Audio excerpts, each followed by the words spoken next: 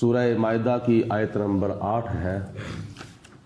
اللہ تعالیٰ نے ارشاد فرمایا، یا ایھا الذین آمنوا، اے ایمان والو،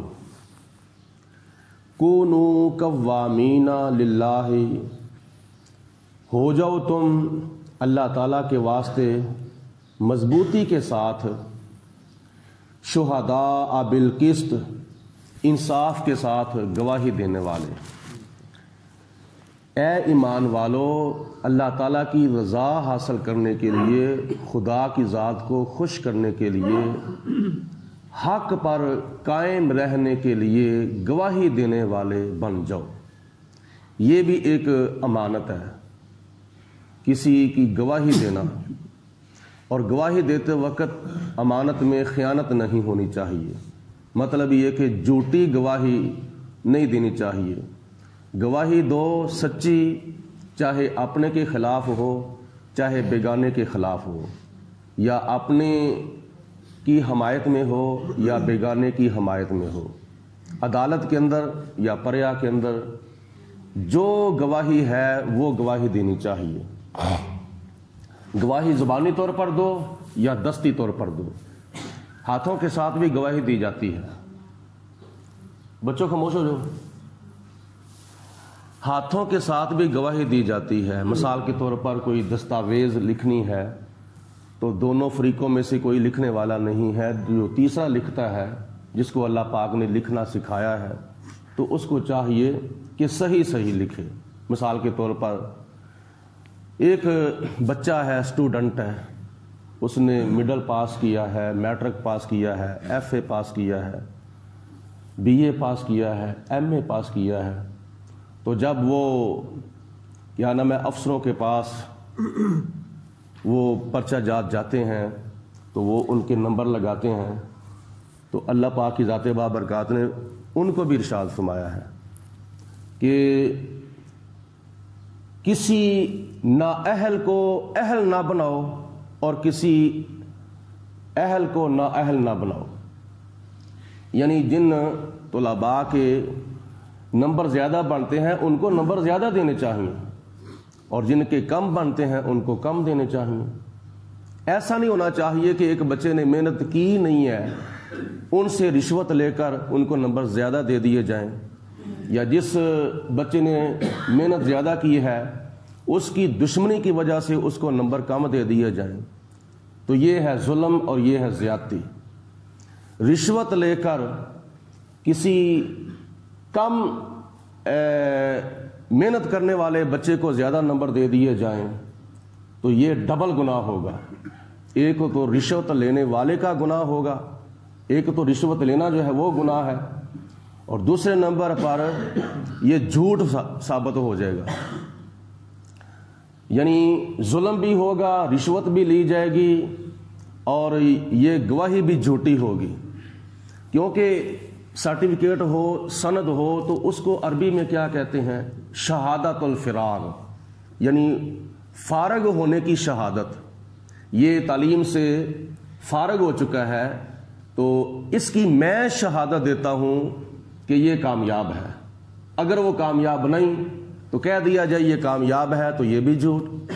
اگر وہ کامیاب ہے اس کو ناکام کر دیا جائے تو یہ بھی جھوٹ ہے۔ اور جھوٹوں پر اللہ تعالیٰ کی ذات نے قرآن پاک میں کیا فرمایا ہے؟ لعنت اللہ علی الکاذبین، جھوٹوں پر خدا کی لعنت ہے۔ تو امانت کسی کو دے دی جائے تو یہ بھی بہت بڑا ظلم ہے۔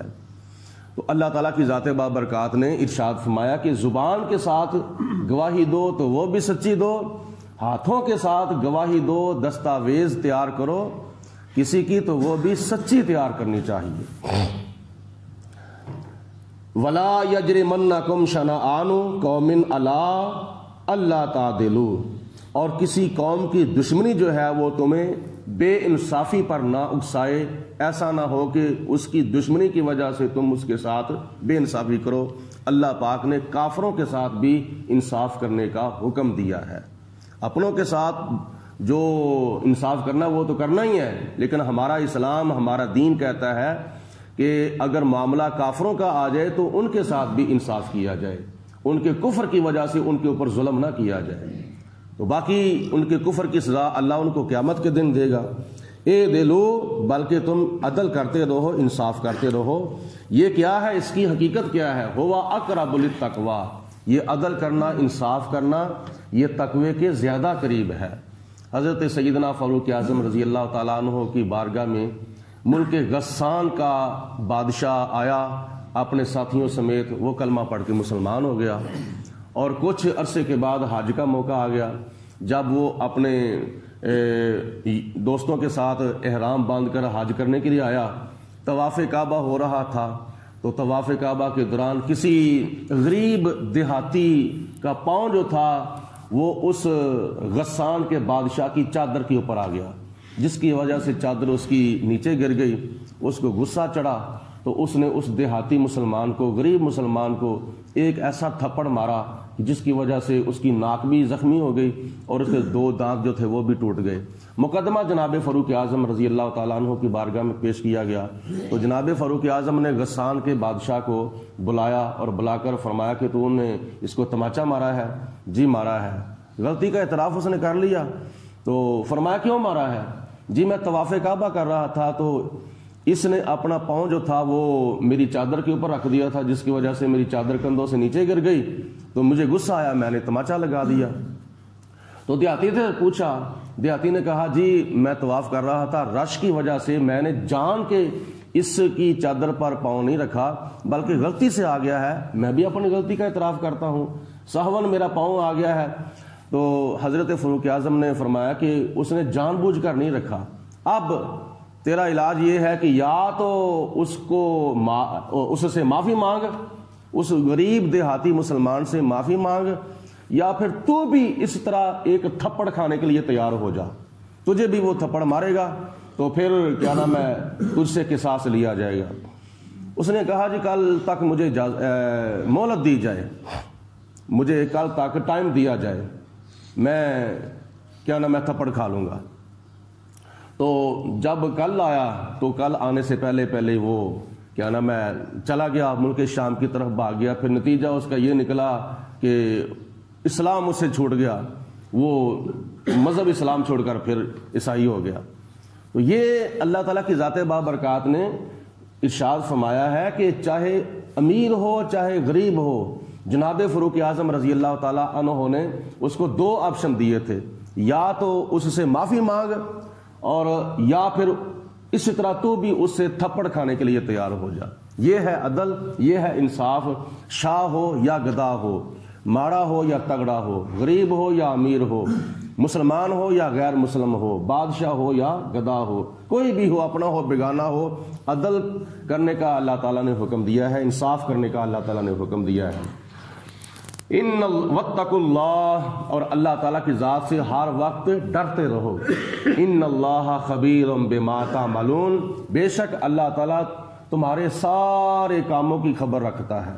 جو تم کام ظاہری طور پر کرتے ہو، باطنی طور پر کرتے ہو، گھر میں کرتے ہو، باہر کرتے ہو، دفتر میں کرتے ہو، جس طرح کے بھی کام کرتے ہو، اللہ پاک تمہارے سارے کاموں کو جانتا ہے، تمہارے سارے کاموں کی اللہ تعالیٰ کو خبر ہے. وعد اللہ الذین آمنوا، لیکن اللہ تعالیٰ نے وعدہ کیا ہے ان لوگوں کے ساتھ جو لوگ ایمان لائے ہیں، وعملوا الصالحات، اور جنہوں نے نیک عمل کیے ہیں، باطنی طور پر آپ نے عقائد درست کیے ہیں، ظاہری طور پر آپ نے اعمال درست کیے ہیں، ان کے ساتھ اللہ کا کیا وعدہ ہے؟ لہم مغفرۃ، ان کے لیے بخشش ہے، ان کے لیے مغفرت ہے. قیامت کے دن اللہ پاک ان کے گناہ معاف فرما کے ان کو جنت میں داخل فرمائے گا. وَأَجْرٌ عظیم، اور جنت میں داخل فرمانے کے بعد اللہ تعالیٰ ان کو اجر عظیم کے ساتھ سرفراز فرمائے گا. والذین کفروا، اور جن لوگوں نے کفر کیا ہے ان کے ساتھ کیا وعدہ ہے؟ کافروں کے ساتھ کیا وعدہ ہے؟ جو لوگ کافر ہو گئے، وَكَذَّبُوا بِآيَاتِنَا، اور جنہوں نے ہماری نشانیوں کو جٹلایا، ہماری نشانیوں کی جنہوں نے تکذیب کی، قرآن پاک کی آیت تھی یا اللہ تبارک و تعالیٰ کے ذات بابرکات کی کوئی نشانی نبی کی شکل میں یا نبی کے معجزے کی شکل میں یا نبی کے مزار کی شکل میں، ولی کی شکل میں یا ولی کی کرامت کی شکل میں یا ولی کے مزار کی شکل میں اللہ پاک نے فرمایا کہ جنہوں نے ہماری نشانیوں کو جھٹلایا، بے ادبی کی، اولئک اصحاب الجحیم، یہ لوگ دوزخی ہیں، یہ لوگ اہل نار ہیں، یہ قیامت کے دن جہنم میں جائیں گے۔ اللہ رب العالمین